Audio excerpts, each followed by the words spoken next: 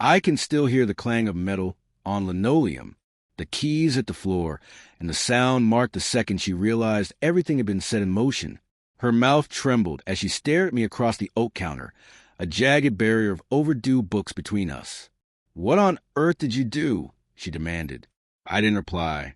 I only smiled, that slow, quiet smile people misread as cluelessness, the kind they hand to teenagers they assume know nothing. Back then I was 16, reserved, polite, the sort of face people pass without really seeing. The library was my refuge. My home was not. My mother's new boyfriend made too much noise. Miss Keene, with her tidy bun and name tag, was supposed to be safe. She wasn't. At first the slights were tiny.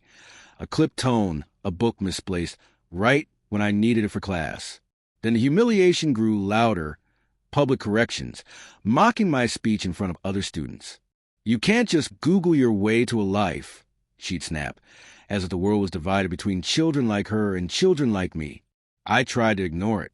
I tried to believe indifference would be protection. That illusion shattered the day she phoned my school counselor and spun a story about my behavior. Copying essays, skulking in corners. My mother heard the call and called me a liar. For the first time, I understood what true power looked like. Quiet, institutional, wearing a polite smile and a title printed on plastic. So I watched. People mistake revenge for drama. It's usually not.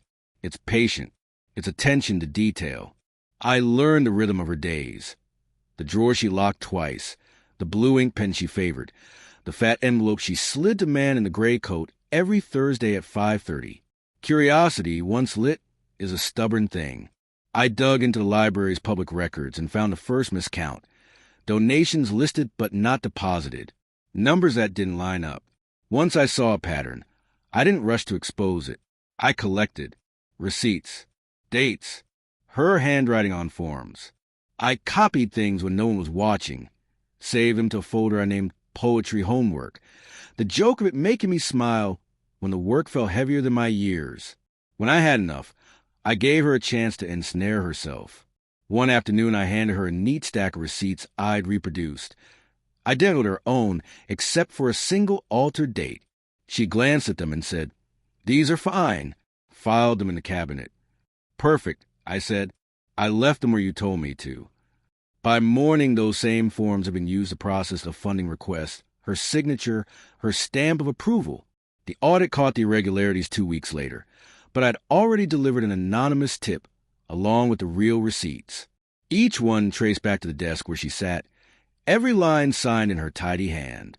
When officers came, I was exactly where I usually was, aisle 3, history.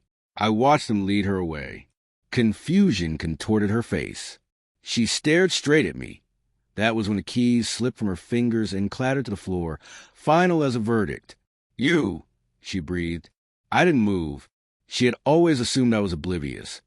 Now she saw the truth, that the quiet ones remember and they know how to wait. Apologies trickled in after. The counselor, my mother, they said the words that are supposed to make amends.